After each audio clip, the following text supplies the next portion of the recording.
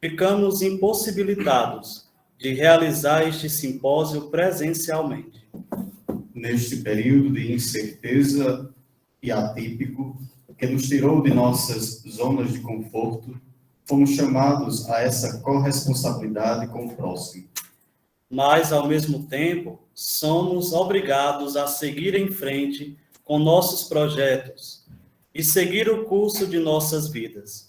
Interpelados pela fala do cardeal português Tolentino Mendonça, quando se refere à pandemia, disse que é preciso transformar a pandemia do novo coronavírus em uma terra de missão.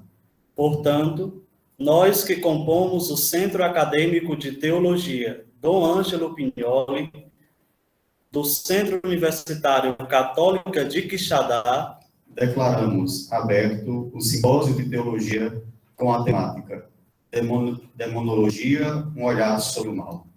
Portanto, convidamos a todos os presentes a, neste momento, nos colocar na presença de Deus e entregarmos a Ele tudo o que vamos refletir nestes 2 dias.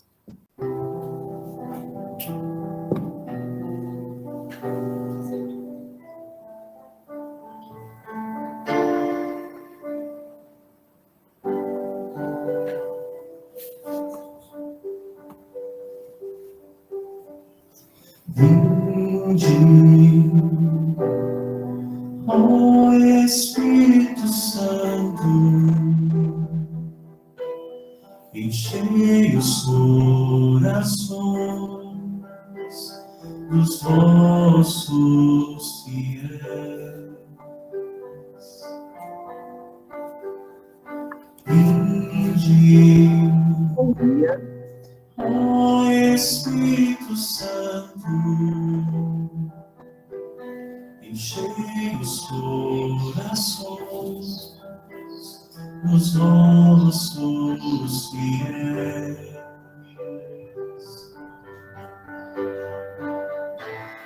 Acendei neles o fogo do vosso amor.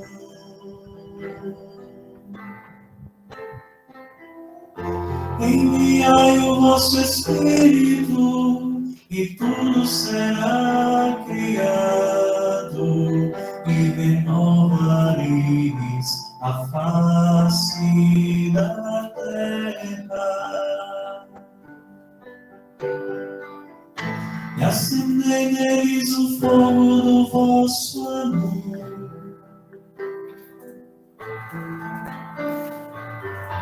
Enviai o vosso Espírito, e tudo será criado, e renovareis a face da terra. Em nome do Pai, do Filho e do Espírito Santo. Amém. Pai nosso que estais nos céus, santificado seja o vosso nome. Venha a nós o vosso reino, seja feita a vossa vontade, assim na terra como no céu. O pão nosso de cada dia nos dai hoje, perdoai-nos as nossas ofensas, assim como nós perdoamos a quem nos tem ofendido. E não nos deixeis cair em tentação, mas livrai-nos do mal. Amém. Ave Maria, cheia de graça, o Senhor é convosco. Bendita sois vós entre as mulheres, e bendito é o fruto do vosso ventre, Jesus. Santa Maria, Mãe de Deus, rogai por nós, pecadores, agora e na hora de nossa morte. Amém. Glória ao Pai, e ao Filho, e ao Espírito Santo. Como era no princípio, agora e sempre. Amém. Enquanto Centro Acadêmico de Teologia, quando pensávamos em uma proposta de tema, nos veio a necessidade de abordar uma temática que não fosse abordada com intensidade no ambiente acadêmico. Pensamos, então, em nos lançarmos em uma reflexão sobre o universo temático da demonologia. Na primeira conferência, abordaremos sobre a importância do estudo da demonologia e suas implicações no cotidiano. Tem como conferencista o padre Pedro Paulo. Na segunda conferência, às 10 horas, refletiremos sobre entre as patologias modernas e as influências do mal. Como ajudar aqueles que sofrem? Teremos como conferencista o irmão Alexandre Mazzali. No terceiro momento deste primeiro dia, refletiremos sobre o exorcismo no evento de Marcos. O conferencista, o padre Fernando Reis. Amanhã, dia 30 de novembro, às 7h30, teremos uma comemoração alusiva ao Dia do Teólogo. Às 8 horas, teremos a quarta conferência intitulada O Ritual do Exorcismo e suas aplicações práticas, e terá como conferencista o padre Felinto Brito. Às 10 horas, teremos a quinta conferência com o doutor Jair Rodrigues.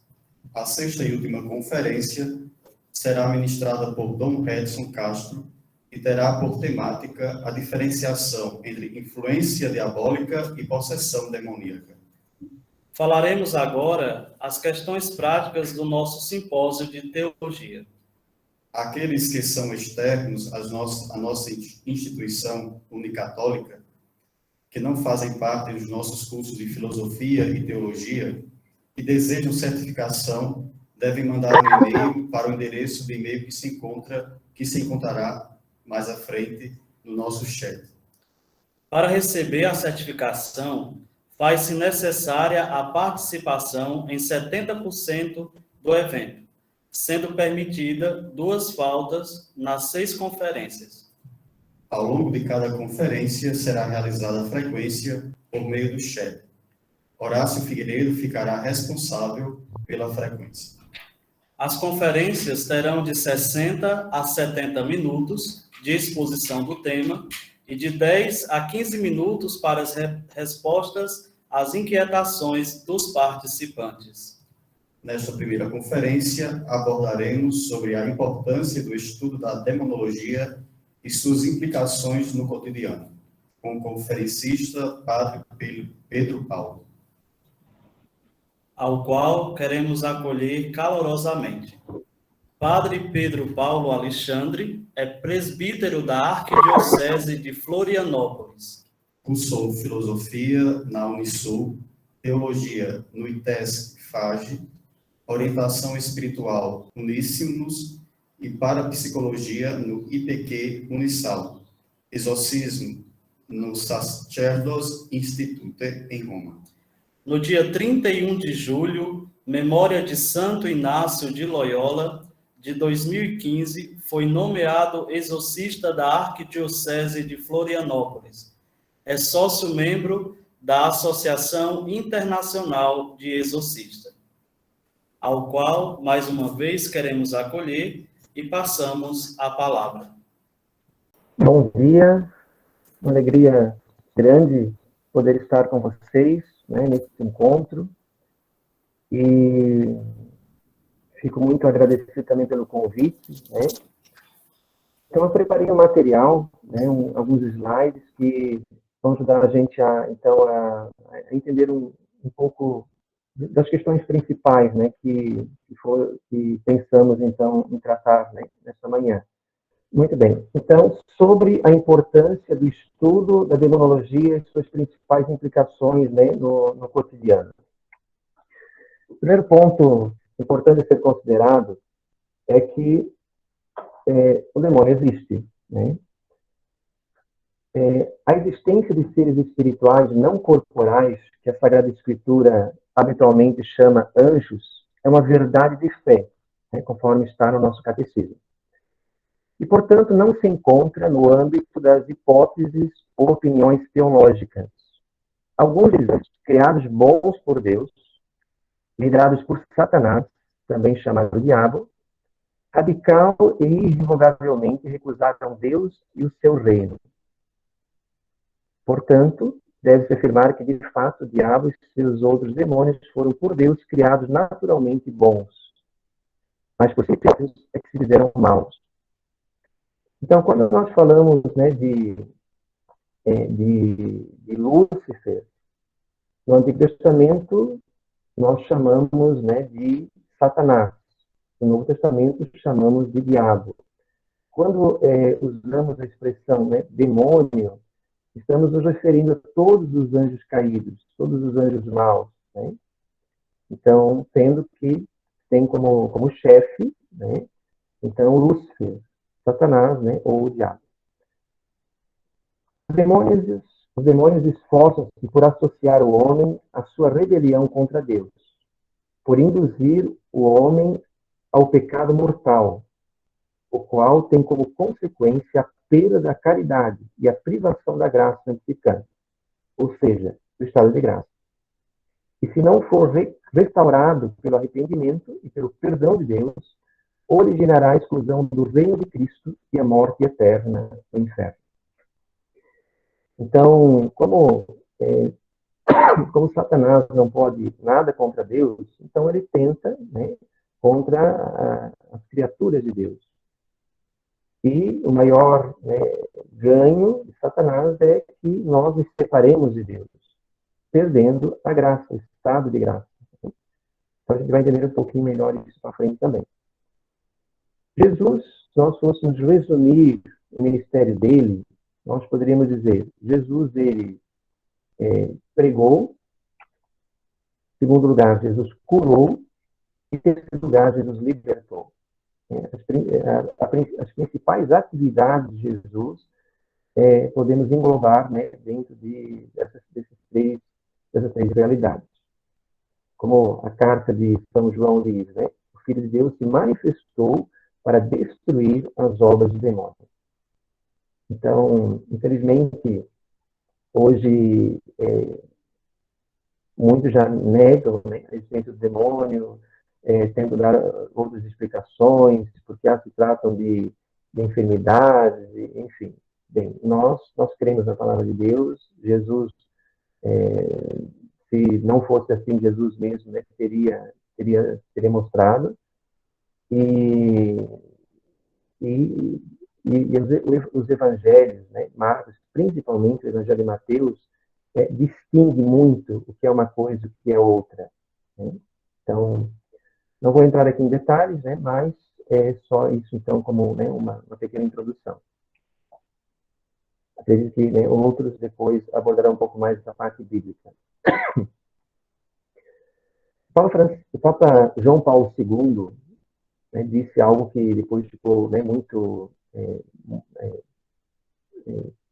se tornou assim, quase que, né, um grande slogan, né? Certa vez ele dizia, o demônio está vivo e atuante no mundo. O Papa fez uma série de catequeses, né, sobre os anjos e os demônios, e então numa destas o Papa dizia isso. O Papa Francisco, já bem no início, né, do seu pontificado, disse, o demônio existe também no século XXI, e nós devemos aprender do Evangelho como lutar contra ele para não cair na armadilha. Não devemos ser ingênuos. Papa Paulo VI fez uma catequese que depois também ficou muito, muito conhecida, né, onde ele dizia, atualmente, quais são as maiores necessidades da Igreja? Não deveis considerar a nossa resposta simplista ou até supersticiosa, irreal. Uma das maiores necessidades é a defesa daquele mal a que chamamos demônio. Papa Francisco, falando, né, às crianças, no ano 2019, disse, o diabo existe sim, é verdade. Ele é o maior inimigo. É aquele que procura nos derrotar da vida. Derrotar na vida. É o que coloca nos nossos corações desejos maus, pensamentos feios, e nos leva a fazer coisas ruins. As muitas coisas ruins que tem a vida. Chegando até as guerras. É muito inteligente. Mais inteligente do que os teólogos. O Concílio Vaticano II, né, na Gaudium et Spes, número 37, diz, um duro combate contra os poderes das trevas atravessa, com efeito, toda a história humana. Começou no princípio do mundo e, segundo a palavra do Senhor, durará até o último dia. Inserido nessa luta, o homem deve combater constantemente se quer ser fiel ao bem. E só com a ajuda de Deus conseguirá realizar a sua própria unidade. Então, no ritual de exorcismos, nós temos, então, né, uma introdução onde ali, então, é apresentado os modos, né, de ação do demônio, né, e também os lugares de ação. E a introdução diz assim: dado que a maléfica e a diversa ação do diabo e dos demônios afeta coisas, pessoas, coisas e lugares, manifestando-se de diversos modos, a Igreja, sempre consciente de que os dias são maus, orou e ora para que os homens sejam libertos das ciladas do diabo. Então, a Igreja, seguindo o mandato, né, do seu fundador, né, continua a obra, né, de redenção e também, então, esse combate, né, a Satanás e os seus demônios. Então, aqui tem um pequeno quadro que, então, né, exemplifica, coloca de uma forma um pouco mais clara aquilo que está, então, na introdução, né, do rito de exorcismo. Então, as ações do demônio podem ser, então, sobre pessoas, coisas e lugares. Quando nós vemos, então, a ação do demônio sobre as pessoas, então é uma ação ordinária e uma ação extraordinária. A ação extraordinária, ela, então, se dá em alguns quadros, né? Então, esses quadros aqui, eles foram depois catalogados, né, pela Associação Internacional de Exorcistas, tendo também como base a introdução do rito de exorcismos da Conferência Italiana.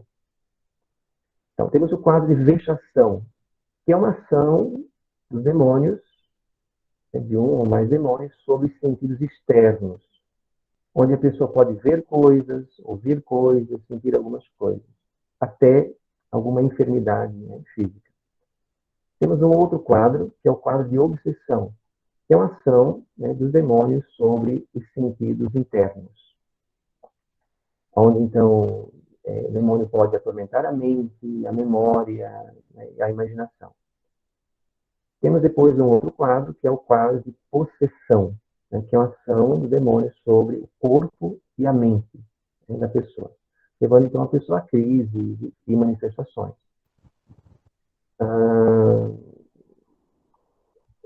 Temos o quadro, então, né, agora sobre coisas e lugares, que é o quadro, então, de infestação. Né, então, coisas, lugares, animais. Vemos isso também, né, nos evangelhos. E temos, então, a ação ordinária, que é a tentação, que é a ação mais perigosa do demônio, que a gente vai, então, ver um pouquinho mais à frente. Tem um outro quadro que, né, não coloquei aqui, porque é um pouquinho mais complexo, que é o quadro de sujeição diabólica, onde é uma entrega, né, consciente da pessoa ao demônio, onde a pessoa raramente vai ter alguns desses sinais que nós vimos aqui, né, como ação extraordinária. Então, é um pouco mais complexo, né? Talvez em um outro momento a gente possa aprofundar um pouco melhor isso. Bem, aqui então vocês né, podem ver algumas matérias. Né? Peguei então, né, a partir do ano 2014, então, né, poderia seguir até este ano, mas, né, só algumas que ganharam muita repercussão na mídia. Então, em 2014, né, aconteceu a instalação de um monumento ao demônio em Oklahoma, a celebração de uma missa negra nas dependências da Universidade de Harvard. Então, foi uma grande campanha, né, para promover o satanismo. Em 2013, o Templo Satânico realizou também uma denominada Missa Rosa, para celebrar a união civil de casais do mesmo sexo, no cemitério. Em 2014, mais uma missa satânica agendada nos Estados Unidos. O arcebispo da cidade de Oklahoma fez um apelo aos organizadores para que não realizassem a missa negra. Pela segunda vez neste ano, a missa negra, missa satânica, aberta ao público, está sendo planejada nos Estados Unidos. Né? E como houve, então, ali muito conflito e tal, né, acabou sendo realizada, então, na praça de Harvard, né? Que fica, então, exatamente ao lado, né, da universidade. Na noite de Halloween, 2015, então aqui eu estou lendo, né, sempre a matéria mesmo, né? Será inaugurada a Igreja Maior de Lúcifer, a cidade, né, de Springfield, situada a 25 milhas ao norte de Washington, Texas, e será a sede da maior igreja de Lúcifer. A cerimônia de abertura da igreja está planejada para o fim de semana de 30 de outubro. É um dia de Halloween, dia da Revolução Francesa também, enfim. Líder satânico Victor promete inaugurar um templo de adoração a Lúcifer na Colômbia. O local, no entanto, não pode ser inaugurado na data prevista, 27 de dezembro, devido aos problemas legais. O líder satânico espera contar em 2024 com 10 milhões de afiliados ao redor do mundo, que possam dar fé e testemunho de fazer um pacto com Lúcifer nada mais é do que mudar de doutrina e ter encontrado a felicidade integral ao fazer um pacto com o diabo. Então, né, as matérias destas tem como autor Luiz Santa Maria del Rio, um grande estudioso de seitas. E também não podemos deixar, né, de lembrar que no ano de 2016 aconteceu em várias capitais do Brasil a Marcha para Satanás. Bem, o ocultismo, o esoterismo e o próprio satanismo está muito presente na nossa cultura, né? Nas séries, no cinema, eventos, né? O padre José Eduardo, em 2020, ele dizia: não existe neutralidade no mundo espiritual. O que não é luz é trevas. Então, ou estamos com Deus ou estamos sem Deus, né? E como que o demônio trabalha? Podemos usar aqui algumas analogias, né? O demônio é como um vendedor de mercadorias falsas. Não serve para nada, mas ele oferece então, né, um bonito pacote, né, vende, né, de uma forma muito atraente. Ele sabe, né, estudar bem as pessoas, sabe, né, das necessidades de cada pessoa, das carências, sabe de fato, né, como oferecer, né, o seu produto. Sabe o que as pessoas querem, sabe preparar bem o pacote. Faz um bom diagnóstico, sabe o momento, né, adequado de fazer ofertas, né, às pessoas. Então, ele não tem pressa, né, vai modificando, às vezes, as propostas, né, de acordo com as inclinações que a pessoa naquele momento, né, vai tendo. Bem, eu não acompanho essas séries, né? Mas, como vocês sabem, são séries que estão bombando muito, né? Como se diz. A série Lúcifer, Sabrina, né? O Rock in Rio, várias das suas divulgações aparecem, né, símbolos satânicos. Então, muitos dizem, né, que acreditam na existência do inferno, mas dizem, né, como se ele não existisse. Então, João Maria Vianney. Os pecados, bem, quando a pessoa comete um pecado mortal, a pessoa, então, fica vulnerável espiritualmente. Então, todo pecado grave, pecado mortal, é algo perigoso, né? Mas os pecados graves que mais expõem a pessoa ao risco espiritual são os pecados, então, ligados ao primeiro mandamento de Deus. Os pecados de superstição, né, de ocultismo. Então, o nosso catecismo diz: o primeiro mandamento proíbe honrar outros deuses, além do único Senhor que se revelou ao seu povo, e proíbe a superstição e a irreligião. A superstição é um desvio do culto que prestamos ao verdadeiro Deus. Manifesta-se na idolatria, bem como nas diferentes formas de religião e magia. O ato de tentar a Deus por palavras, por obras, o sacrilégio e a simonia são pecados de irreligião, proibidos pelo primeiro mandamento. Muito bem. Então, aqui, né, temos alguns rituais, invocação, né, de espíritos, né, rituais de bruxaria, cultos satânicos. Então, dentro do pecado e superstição, né, que é o termo técnico, né, para abranger toda essa realidade do ocultismo, então nós temos três realidades que são muito, as três principais, né, pecados de superstição, que é a idolatria, a adivinhação e a magia. A idolatria, adorar deuses falsos ou dar a uma criatura o culto devido a Deus. Então, temos, né, podemos lembrar as tentações que Jesus sofreu no deserto, né, a idolatria do poder, do prazer, as falsas doutrinas, né, seitas, organizações esotéricas, né, grupos satânicos. Pecados de adivinhação. Então, divinizar uma fonte de conhecimento que não é divina. Por exemplo, horóscopos, astrologia, fenômenos de evidência, espiritismo, evocar os mortos, consultar médios, cartomantes, leituras de mãos, búzios, ouija, tarô, etc. Magia. Divinizar uma fonte de força, de poder, de cura que não é divina. Por exemplo, então, bezerreiros, curandeiros, macumba, feitiçaria, voodoo, umbanda, reiki, coisas por aí. Bem, aqui poderíamos encaixar também constelação familiar, enfim, tantas coisas que estão aí, né, vindo com as ditas medicinas alternativas. E claro que aqui também, né, é importante fazer referência aos malefícios, o poder de fazer mal a outros graças a um pacto com a ajuda dos demônios. Distingue-se da magia, a qual tem como efeito realizar prodígios, enquanto estes vêm direcionados para fazer o mal, né, a alguém. Então, geralmente, né, o povo ligado ao ocultismo distingue a magia branca, né, da magia negra, mas, né, a fonte é a mesma. No fundo, é pedir uma ajuda ao demônio, né, para realizar algo. Então, a fonte sempre é a mesma, né?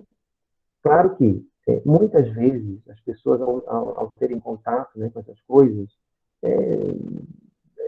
são enganadas, há muito charlatanismo, né?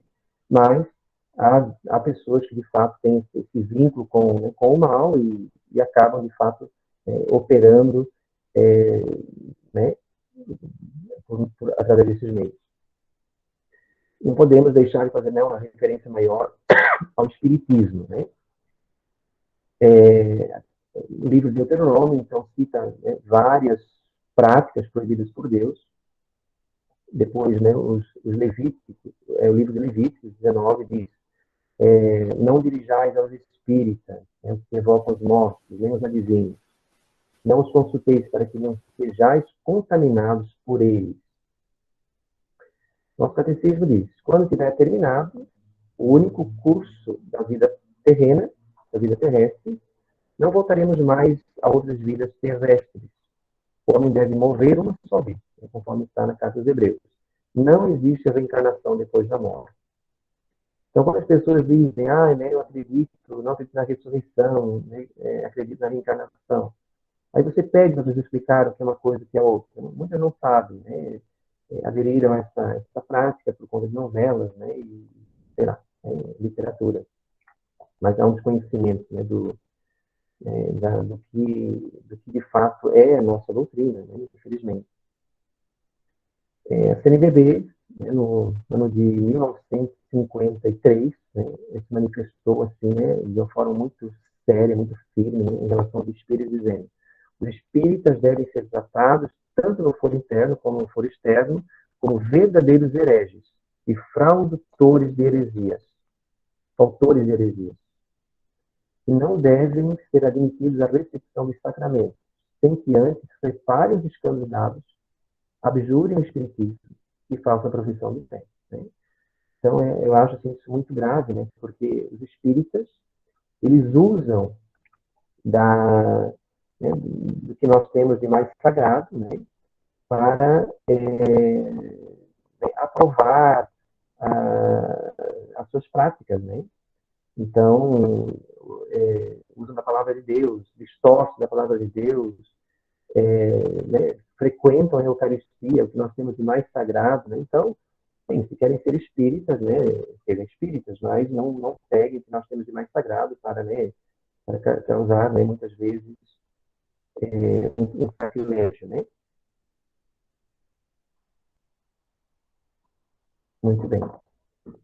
Nosso catecismo, ele tem, né, 2 números, onde vemos uma abordagem muito firme em relação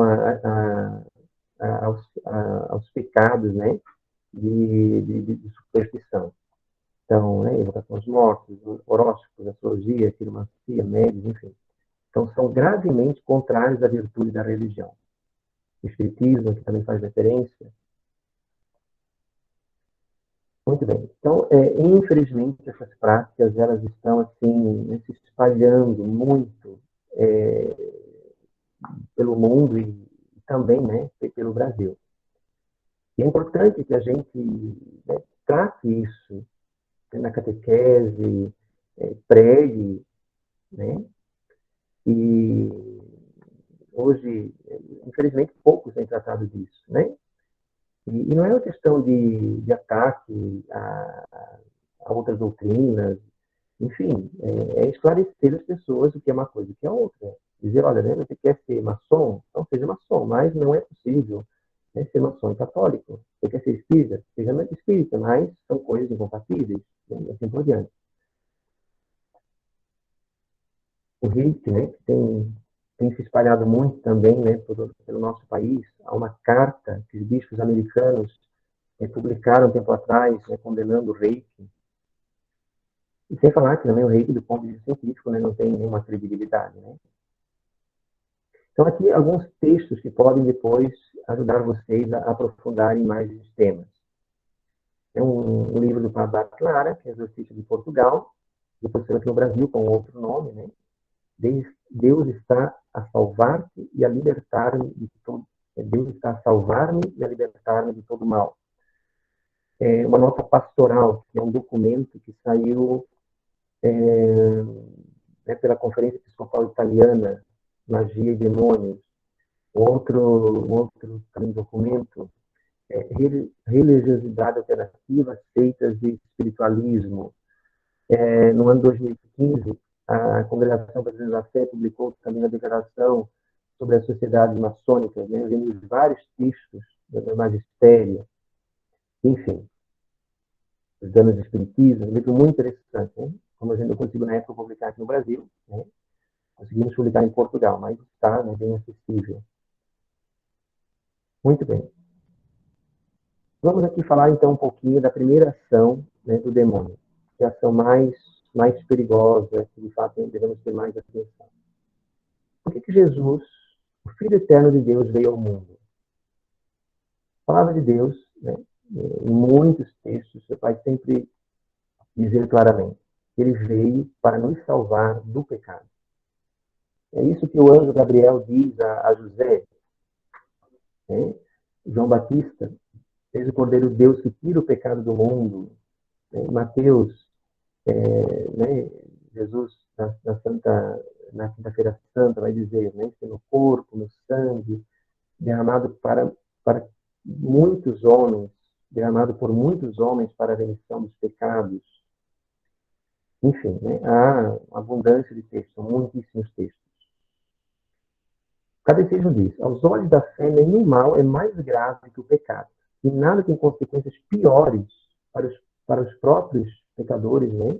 Para a igreja e para o mundo inteiro.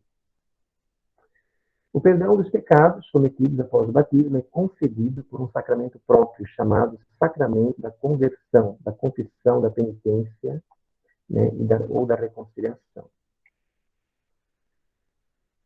Por que esse sacramento ele é tão importante? Porque ele, caso em algum momento né, a gente tenha perdido o estado de graça, né? Então, pelo sacramento da reconciliação, a graça de Deus é restituída, né, em nós. Nosso catecismo diz: morrer em pecado mortal, sem ter se arrependido dele e sem acolher o amor misericordioso de Deus, significa ficar separado do Todo-Poderoso para sempre, por nossa própria opção livre. E se esse estado de autoexclusão definitiva da comunhão com Deus, dos bem-aventurados, é esse estado, né, de autoexclusão definitiva da comunhão com Deus, os bem-aventurados se designam com a palavra inferno. Se esse estado de graça não for recuperado mediante o arrependimento e o perdão de Deus, causa a exclusão do reino de Cristo e a morte eterna no inferno, já que nossa liberdade tem o poder de fazer opções para sempre sem regresso. O que eu acho muito interessante a gente, né, destacar na nossa catequese que a salvação, né, se alcança, se conquista até o último instante da nossa vida neste mundo. Né?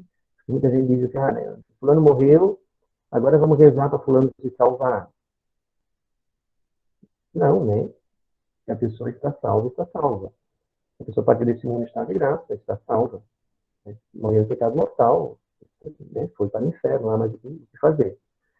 Como não lembrar a mensagem de Fátima, do apelo à Nossa Senhora, né, em julho de 1917?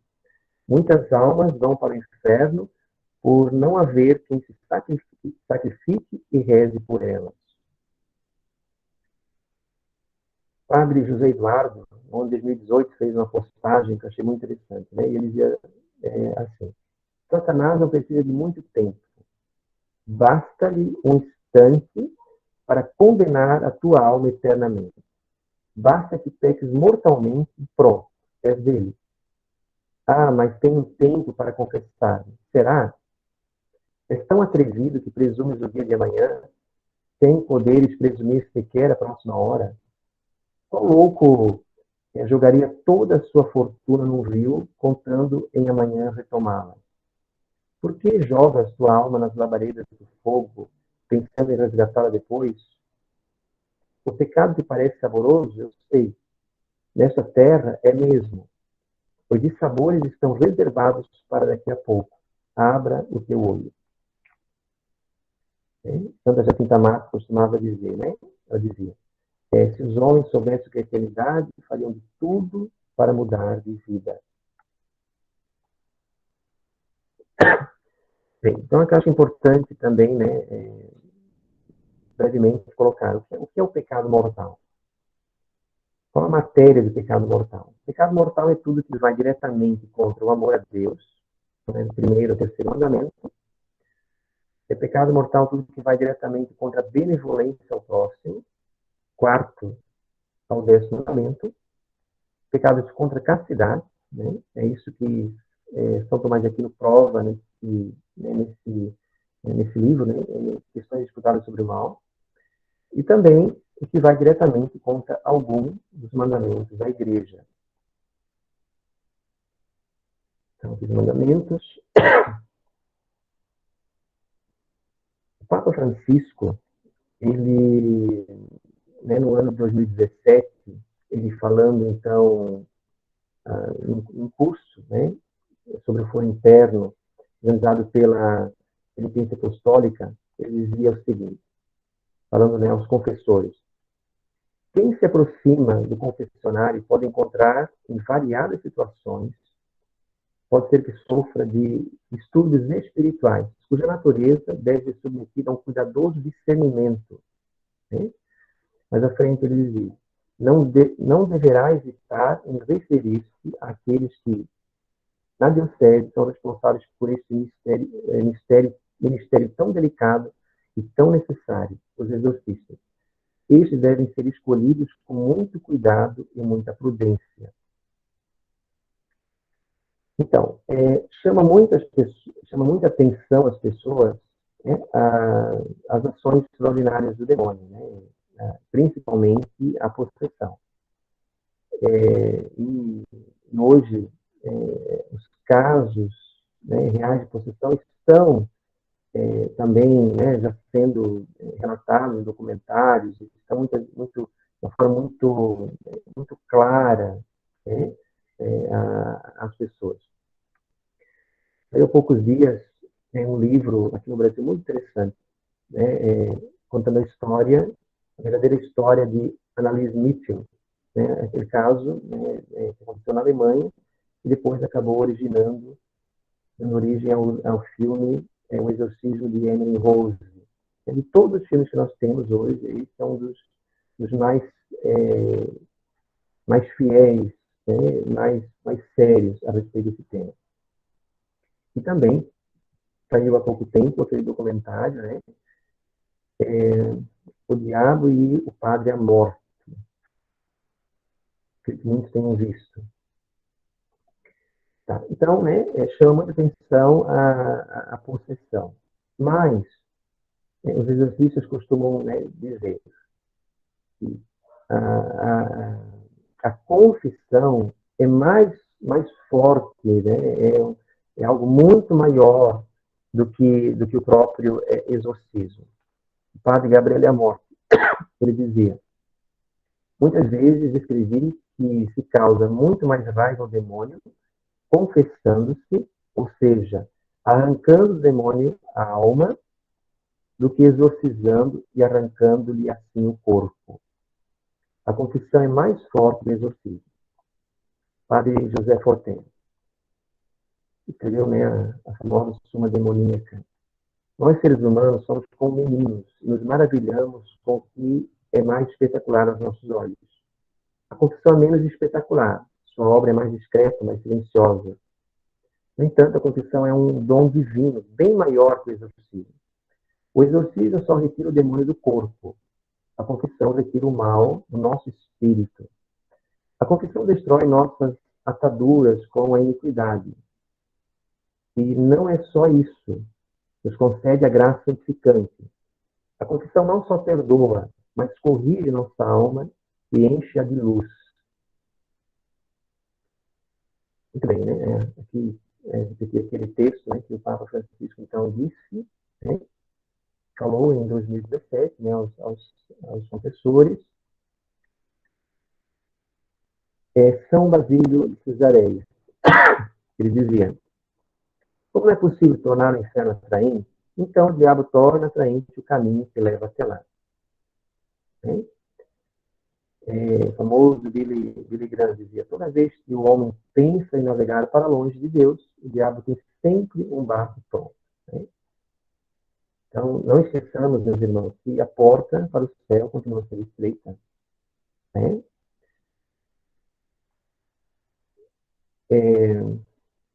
Então, aqui algumas frases que chamam muita atenção, né, de São João Maria Vianney. O demônio tira a nossa vergonha ao cometer um pecado e depois nos devolve na hora da confissão.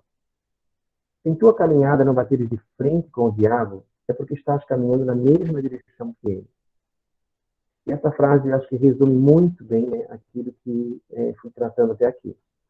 O demônio só tenta aqueles que querem sair do pecado e aqueles que estão em estado de graça.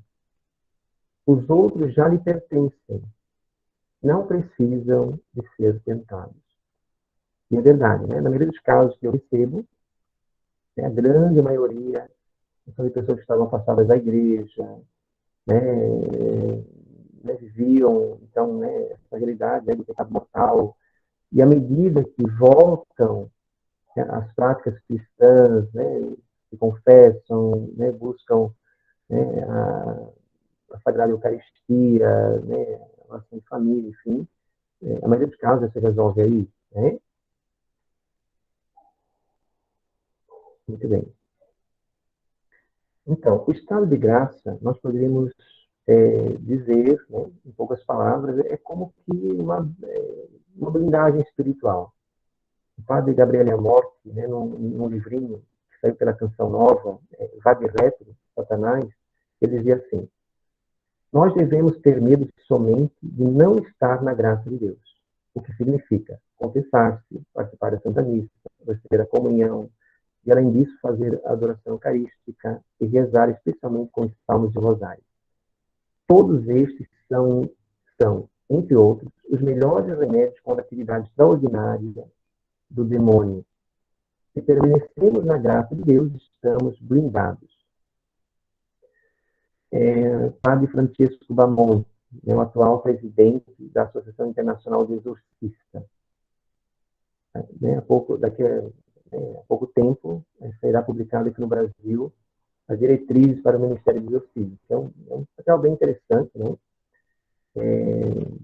Sobre tudo isso que eu estou colocando. E o Padre Bamon dizia: a vida em estado de graça é a verdadeira e essencial defesa contra os ataques ordinários e extraordinários do diabo. Agora, a vida em estado de graça não é mantida apenas com oração. Há uma necessidade da palavra de Deus, de sacramentos, do compromisso, de crescer nas virtudes, especialmente em humildade e caridade.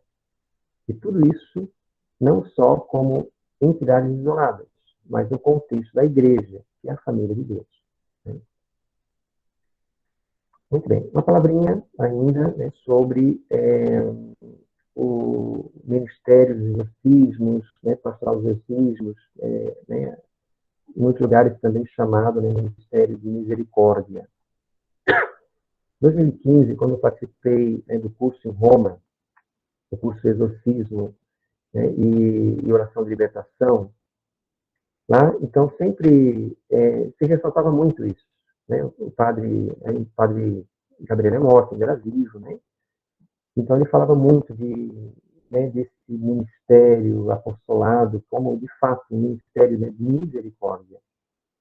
Depois, no ano seguinte, né, no congresso, né, da Associação de Exorcistas, teve um bispo lá conosco, né, o bispo italiano, Don Giovanni, ele também sempre ressaltava muito isso. O exorcismo é um ministério de misericórdia. O Ministério de Misericórdia, né, que vai ser exorcido por um exorcista, mas também com um grupo de pessoas que vão estar junto dele. Também profissionais, né, ligados à saúde. No ano de 2017, né, num encontro que nós tivemos na Argentina, lá conosco, né, esteve um grande psiquiatra, que hoje também está, né, assessorando a Associação de Exorcistas, e então lá, né, nos ajudava muito a entender, né, os vários quadros de estudos psíquicos, né, como distinguir estes, né, dos estudos espirituais. E isso também está previsto, né, no ritual de exorcismo. Ali está escrito: sobre a necessidade de utilizar o rito de exorcismo, o exorcista julgará com prudência, depois de diligente investigação, guardando sempre o segredo de confissão e consultando na medida possível, peritos em ciência médica e psiquiátrica, que tenham a sensibilidade das realidades espirituais. Né? Então, claro, né, há muitos psiquiatras que né, logo já dopam a pessoa, mandam internar, enfim, né? Mas há, de fato, né, bons profissionais que têm sensibilidade espiritual, discernimento, vida cristã, e sabem, né, que esses quadros, né, são possíveis. No DSM, que é um manual principal de psiquiatria e de desordens psiquiátricas, lá, né, tanto no número 4 quanto no número 5, está previsto, né, o quadro de possessão. Está no meu livro, né? Todos os textos depois são citados, depois eu falo um pouquinho do meu livro. Bem, de fato, o Ministério de Misericórdia, isso nós já vemos no Evangelho. Quando Jesus libertou aquele processo, aquele gadareno, Jesus disse para ele: vai para casa, para junto dos teus, e anuncia-lhes tudo o que o Senhor, em sua misericórdia, fez por ti. E ele fez isso. Ele foi embora, começou a pregar na Decápole tudo o que Jesus tinha feito por ele. E todos ficavam admirados. Então, aquele homem foi alcançado pela misericórdia de Deus, se tornou depois um grande evangelizador. Isso nós vemos muito, né, nos casos, né, que nos chegam. Geralmente, ali, uma família inteira vive uma conversão. Né? Voltam para Deus, buscam, de fato, uma vida cristã, né, muito, muito profunda. De fato, né, um grande toque de misericórdia, né, da graça de Deus. O Papa Francisco, em 2014, disse, né, no Congresso, né, dos Exorcistas, os exorcistas manifestam o amor e o acolhimento da Igreja a quantos sofrem por causa da obra do maligno. Eu fui nomeado exorcista no ano de 2015 e é o ano da misericórdia, né? Então, assim que eu voltei do curso de Roma, né, estouraram, né, aqui no nosso estado, né, um estado, né, de 10 dioceses, então estouraram vários casos. E aí, eu... Só um minutinho, caiu meu microfone.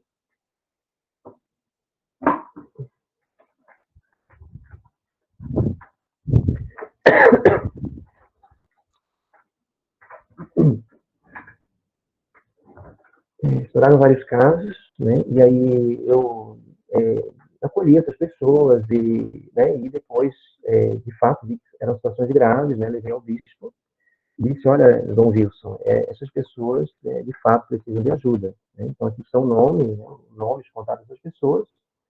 E isso aqui também estou trazendo uma relação de padres que eu acho que tem, né? Tem perfil, tem jeito da coisa, né? E aí o bispo disse algo que me marcou muito. Ele disse assim, olha, futuramente posso até pensar, né, em mais nomes, mas eu quero que você fique como exorcista. E nomearam um exorcista para a Diocese de Florianópolis. Nesse ano a misericórdia será um gesto concreto meu, com o bispo, né, um gesto de misericórdia. Então vejam, né, que sensibilidade, né, de pastor.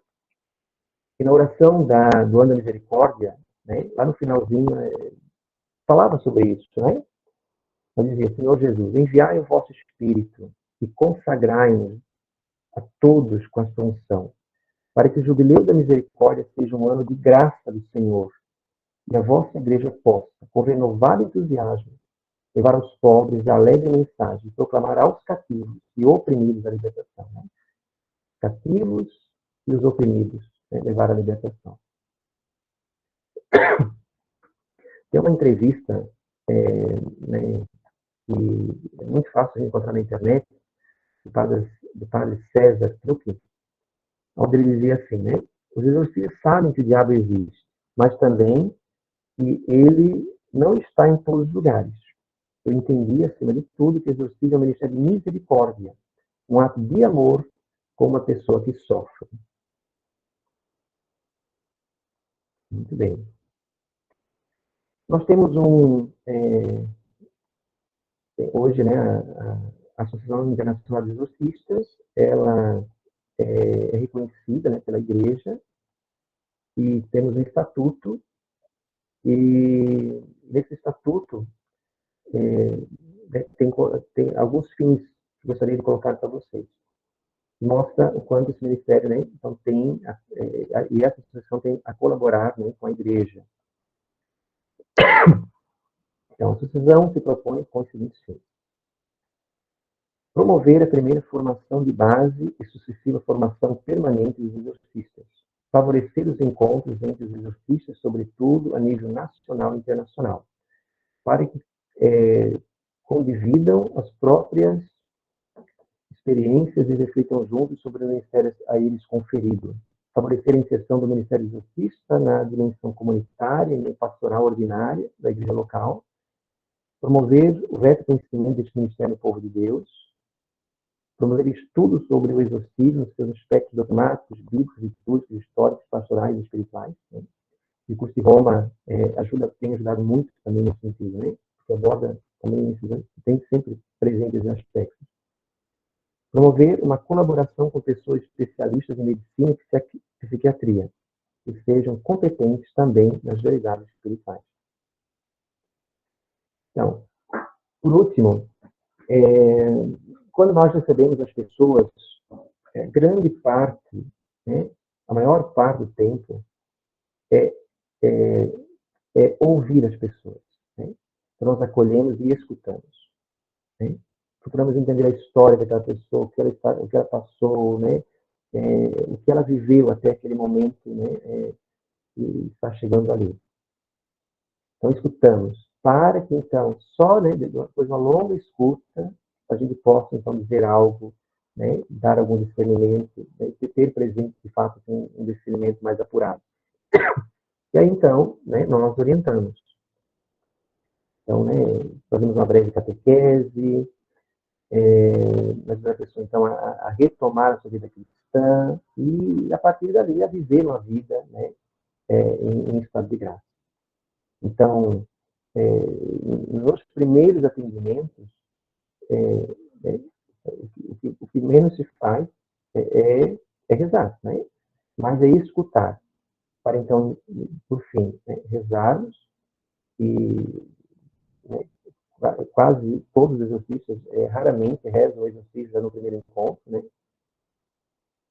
E, né, eu rezo sempre alguma oração então, de libertação, tal, ainda também como diagnóstico, para depois, então, se dar algum encaminhamento, né? E o padre Francisco Bamonte, em 2014, ele disse o seguinte: o exorcista é, antes de tudo, um evangelizador, um sacerdote, porque qualquer que seja a origem do mal que aflige aos que se aproximam dele, seja ou não uma forma autêntica dessa extraordinária demônio, se empenha em inculcar a serenidade, a paz, a confiança em Deus e a esperança em sua graça. É ali onde realmente se estabelece, no caso de possessão diabólica, acompanhar aqueles irmãos e irmãs que estão sofrendo por causa do maligno, com humildade, fé e caridade, para apoiá-los na luta, para atendê-los, né, no duro caminho da libertação e para reavivar neles, né, a esperança. Muito bem, meus irmãos. Estão todos aí ainda? Então, esse é um pouquinho, né, do que eu gostaria de apresentar a vocês, né?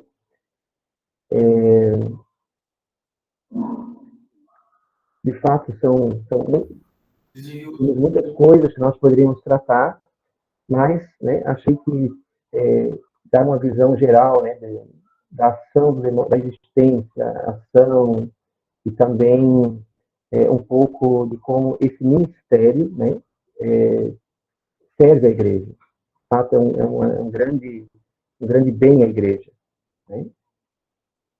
Estou à disposição de todos os casos, ainda tem alguma pergunta. Padre, parabéns pela sua explanação, foi um momento muito rico para nós discentes, como também para aqueles que são externos da instituição. Aqueles que tiverem alguma indagação, que queira sanar com o Padre Paulo, coloquem a pergunta no chat e nós iremos apresentar ao Padre. Muito bem. Enquanto vocês fazem as perguntas, né, gostaria de apresentar, né, esse pequeno livro sobre, então, o tema, né, da existência, ação e, né, dos demônios, né, dos anjos e dos demônios. Um livro que procura ter presente, então, né, uma abordagem a partir das Sagradas Escrituras, teologia, estética, mística, magistério, né, pastoral, enfim.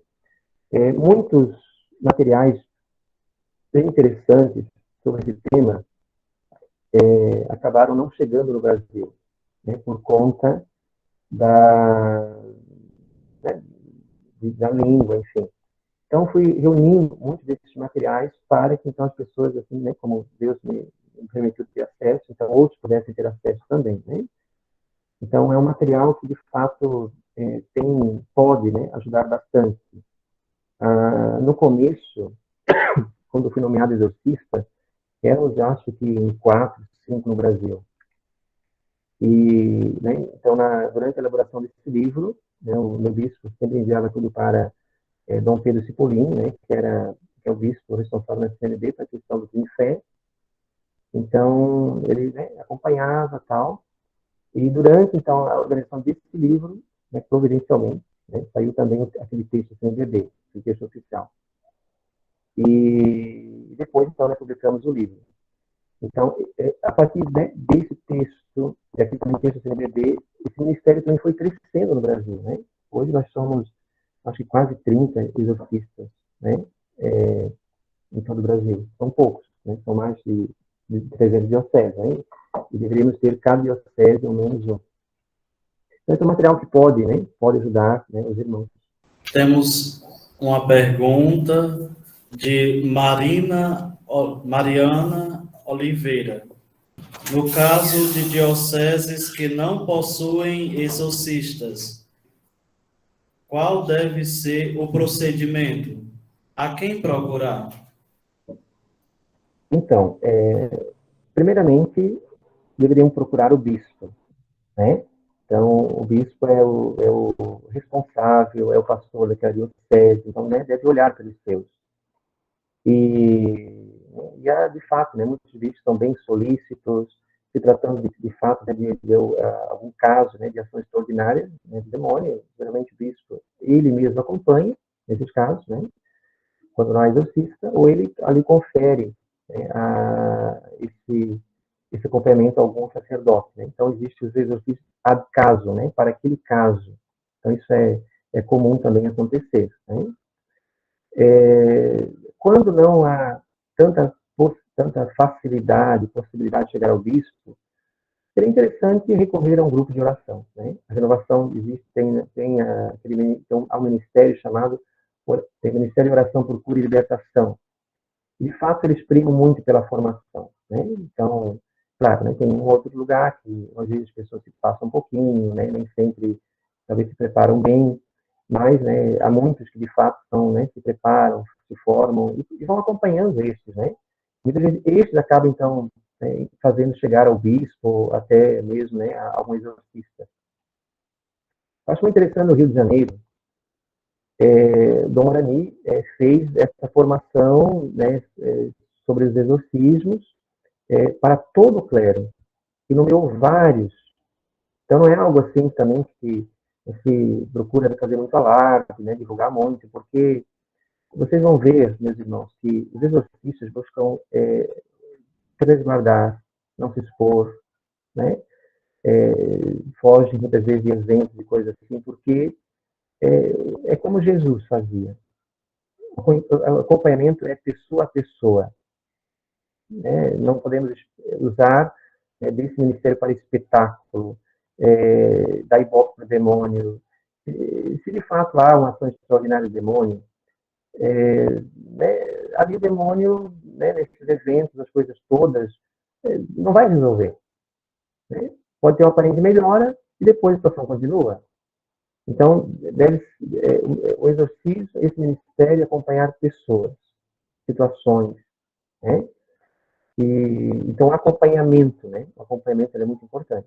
Mais uma pergunta, nosso discente Ovídio Rodrigues. Sobre o espiritismo, o que o senhor diz sobre as cirurgias espirituais e aqueles que apresentaram suposta melhora? Seria mero charlatanismo ou ação diabólica? Simples. Quando não é charlatanismo, é ação diabólica. Muitas vezes é charlatanismo, né? Mas, assim, o demônio pode trazer à pessoa uma aparente melhora. Né? Às vezes até, né, males que ele próprio causou. E ali ele dá uma aparente melhora. Só que assim, se o demônio dá algo, depois ele cobra, e cobra caro, né? E eu lembro que um dos primeiros casos que eu acompanhei era um homem, né, que veio do espiritismo. E a família estava apavorada, né? Porque o homem, quando incorporava, né, e assim, né, agora incorporação, né? Se de fato está incorporando alguém, quem é? Já que os mortos não têm acesso a esse mundo, né? Então, ou é sugestão psicológica, né? Charlatanismo, enfim, ou de fato, né, se a incorporação autêntica é o demônio, né? E aí, quando essa pessoa se manifestou, essa pessoa incorporava, né, havia manifestação, as pessoas ficavam apavoradas, porque a pessoa agia com o jeito do morto, falava com, né, com a voz do morto. Quem via, conhecia, era o morto, né? E aí era só seguir a oração que o demônio se manifestava. Isso está previsto, né, no ritual de exorcismo, principalmente no antigo. O demônio muitas vezes pode se fazer passar por um morto ou até por um santo. Por isso que a igreja é muito prudente na questão das aparições, né? Então a igreja não dá um cheque em branco. Ah, Nossa Senhora está aparecendo em tal lugar, a igreja tem que reconhecer. Calma, pode ser o demônio. Ele se enganou durante muito tempo e depois, né, demonstrou. Quem não lembra do caso da Vassula, né, que arrebanhou tanta gente, depois começaram a aparecer erros da igreja de, olha, gente, né, cuidado, né. Então, a igreja, agora abro também aqui, né, brevemente a questão das aparições. Para reconhecer a aparição, a igreja sempre leva em conta 3 coisas. A pessoa que está ali, né, vendo, né, tendo aquela experiência. Depois, a mensagem. Então, né, não pode sair da palavra de Deus, você está de acordo com a palavra de Deus, a doutrina de 2000 anos. E também, os frutos. Essa aparição está levando as pessoas à conversão, mudança de vida, a busca da santidade? Muito bem. Então, agora, olhando com calma e muita prudência esses 3 pontos, é que a igreja vai começar, né, a tratar, então, desse caso, né, mais de perto. Tá? Então, aí podemos usar um pouco também esses aspectos, né, para ver esses ditos médios, né? É alguém de Deus? É alguém que vive na graça de Deus? É alguém que é fiel? Os ditos também, né, bem-sucedidos, enfim, se encaixam desses quadros. Então, algumas pessoas, quando chegam, né, buscando ajuda, elas veem, algumas, né, não todas, tem aquele entendimento do bruxo, né? Eu vou lá, vou fazer algumas orações estranhas e pronto, eu vou poder continuar a minha vida vivendo do jeito, né, que eu estou vivendo e está tudo certo, vou resolver o problema. E sem conversão não há libertação, a pessoa não sai desse caminho errado, que a palavra de Deus nos diz isso, né? Então, não vai haver ajuda, não é possível. É preciso que a pessoa renuncie a Satanás, né? Para então aderir a Cristo, né? O Senhor, o Libertador, né? Temos mais uma pergunta da Giovanni Maciel. Qual foi a maior verdade que aprendeu sendo exorcista? Olha, algumas coisas que eu posso colocar. Primeiro, a Igreja Católica é a única igreja de Jesus Cristo. No ritual de exorcismo, todos os sinais, né, os sacramentais, as orações atestam a autoridade que Jesus Cristo é a Igreja Católica. Né? Então, assim, o demônio, sem querer, se dá um tiro no pé. Porque ali ele acaba, de uma forma, né, mostrando a autoridade da Igreja, né, a força dos sacramentais, né, a grandeza da Virgem Maria. Enfim, né, isso. Então, essa é a primeira coisa que eu destacaria. Segundo, nós não podemos viver mais ou menos a nossa fé. E em nenhum momento devemos negociar pecados mortais. Se Deus nos chama hoje, né? Olha, eu já tinha medo do inferno, mas depois de atender os casos, né, e foram tantos, eu tenho ainda mais medo do inferno. Então, de fato, né, demônio existe, inferno existe.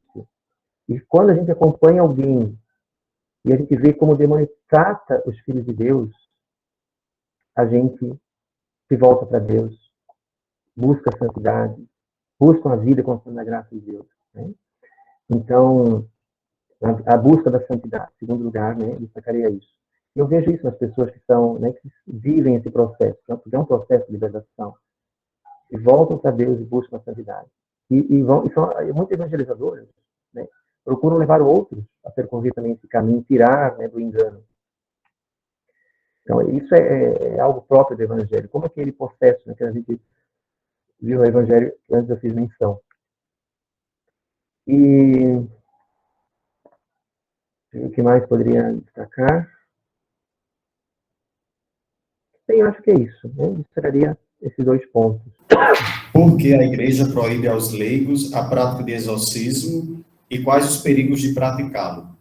Muito bem. A igreja, ela, né, proíbe os leigos e, né, os sacerdotes não têm mandato, né, de rezar orações de exorcismo, por uma questão de cuidado, né, de não se expor a um perigo. Por quê? Se um leigo, né, ou mesmo um sacerdote, né, reza uma oração de exorcismo sobre um processo, ele está travando uma guerra pessoal contra o demônio. É ele e o demônio. E o demônio ganha. O demônio é mais poderoso. Né? Deus é infinitamente maior que o demônio. Mas, né, o demônio é mais forte que a gente. No caso, né, dos exorcistas, eles não rezam em nome próprio. Eles rezam em nome da igreja. Então, durante a celebração do exorcismo, é a igreja rezando por aquela pessoa. Né? A igreja peregrina, militante, e também a igreja triunfante. Né? Então, no início do rito dos exorcismos, a ladainha todos os santos, onde, né, nós invocamos a presença, a intercessão, né, de todos os santos. Então, é a igreja em oração por aquela pessoa. Quando se reza, né, então, o exorcismo é rezado por um exorcista, então é a igreja, pela autoridade que nosso Senhor deu, né, aos apóstolos, à igreja, estão rezando por aquela pessoa. Então, a pessoa não corre risco, o exorcista não corre risco. Agora, se a pessoa, né, por própria conta, resolve enfrentar o demônio, corre um risco e coloca outra pessoa em risco também. Né? Há uma nota do Vaticano no ano de 1985, onde, na época, né, o cardeal Ratzinger tratava sobre isso. A nossa última pergunta é do Lucas Dias. Bom dia, padre. A manifestação demoníaca tem alguma relação com o estado de graça da pessoa que manifesta? Então, pode acontecer, né? Mas o mais comum são pessoas que não estão em estado de graça. E que, por permissão de Deus, né? Então, chegaram a esse grau, né? Triste. Mas, quando as pessoas, então, vivem esse acompanhamento de libertação, elas né, precisam, necessariamente, né, viver em estado de graça. Não quer dizer que a pessoa agora vivendo em estado de graça, que a pessoa não vai ter mais crises, manifestações. Então, a pessoa está sendo acompanhada durante o processo de libertação, mesmo em estado de graça, ela ainda sofrerá algumas crises. E aqui há 2 situações. Há casos onde as crises vão diminuindo até cessarem totalmente, e há casos onde só durante a oração, em caso da pessoa ter uma vida normal, só durante a oração a pessoa vai tendo crise até cada vez mais forte, chegar num pico onde a pessoa liberta. Né? Então, como regra geral, processos são todos, mas a maioria dos casos são pessoas que não viviam em estado de graça. Mas no decorrer do processo, mesmo em estado de graça, leva um tempo até a pessoa ficar bem. Né? O sacramental está em vista do sacramento. Né? Então, para que a pessoa possa voltar à normalidade cristã. Né? Muito bem, eu vi que algumas pessoas estavam perguntando onde pode se encontrar o livro. Né? Então, todas as livrarias hoje, né? Livraria Eclese, Daitiba, enfim, todas as livrarias grandes aí, do Padre Leonardo. Há outros livros também. Eu me preocupo muito com a formação católica. Né? Eu sei que há muitas pessoas mais competentes, né, a tratar desse tema, mas, enfim, né? Eu também quero dar uma pequena assim, contribuição. Né? Mesmo pequena, mas acho importante. Então, tem um livro que publicamos há pouco tempo, que é O Mínimo que Você Precisa Saber para Ser um Católico. É um resumo do catecismo em 60 questões. No final, há um capítulo sobre as consequências do pecado venial,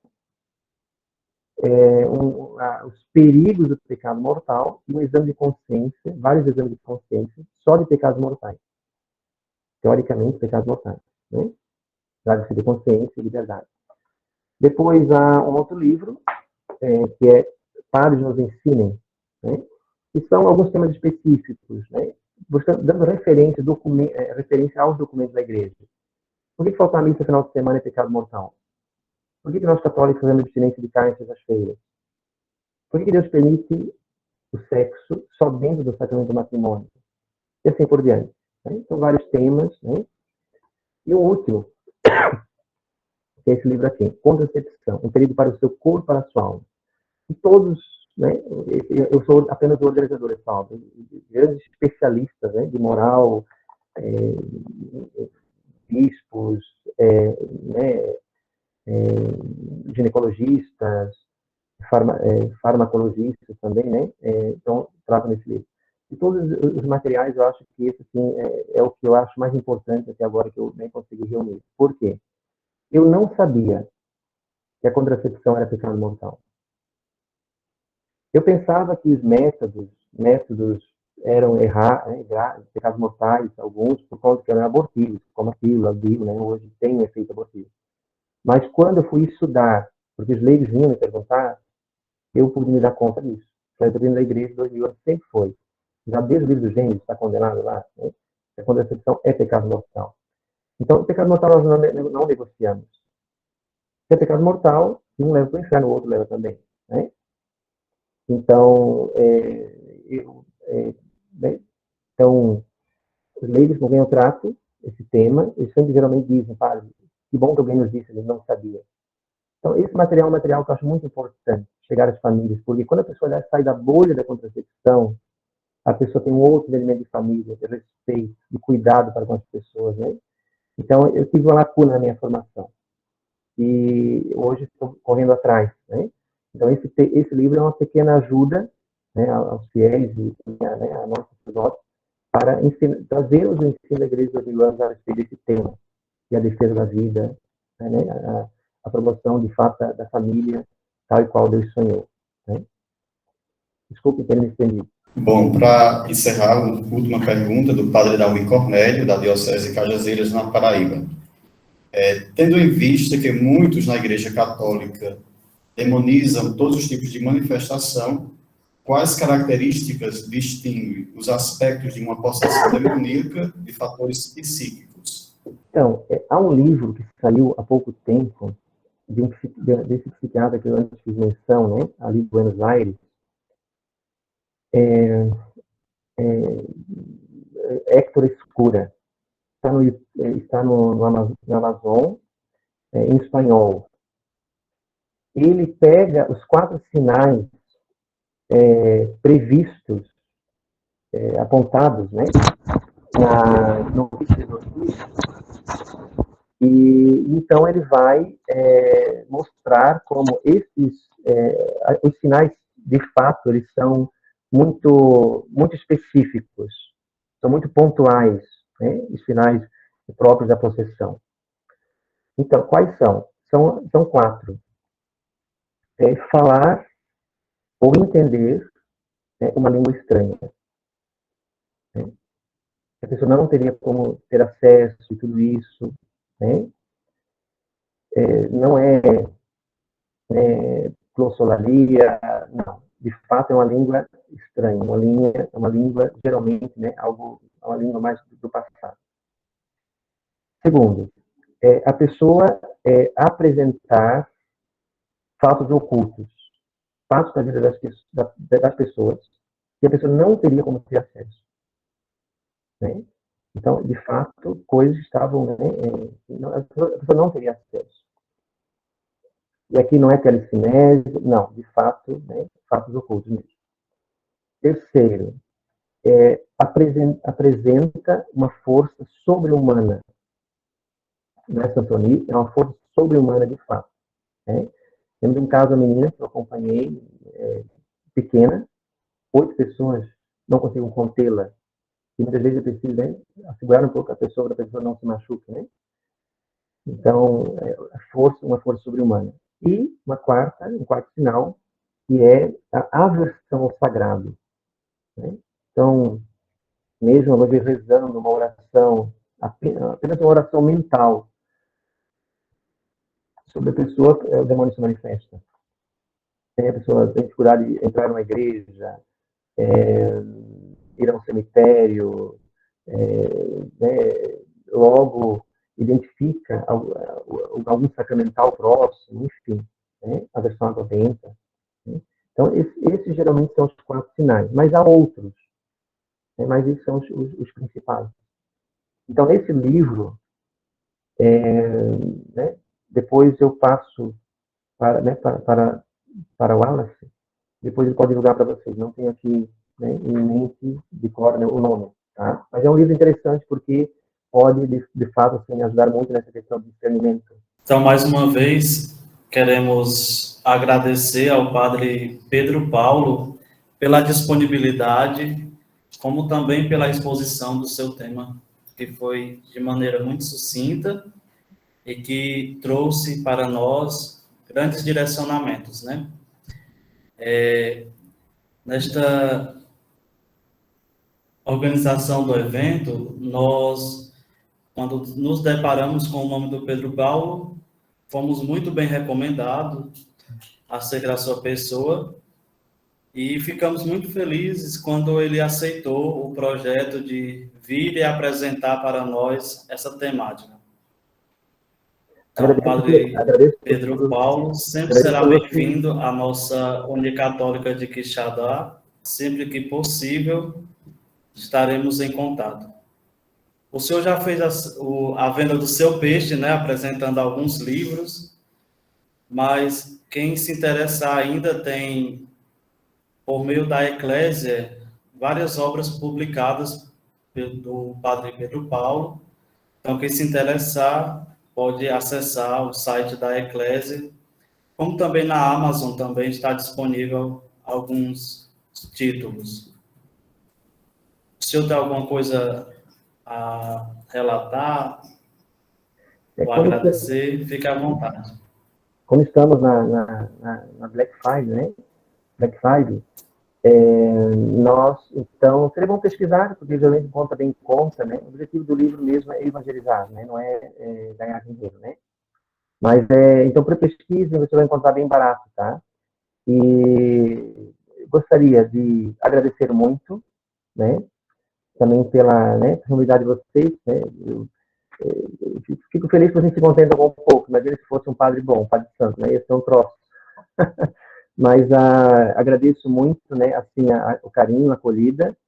Peço que rezem por mim, rezem pelos demais exorcistas, nesse ministério tão, né, tão sério, tão delicado, né, de tanta responsabilidade.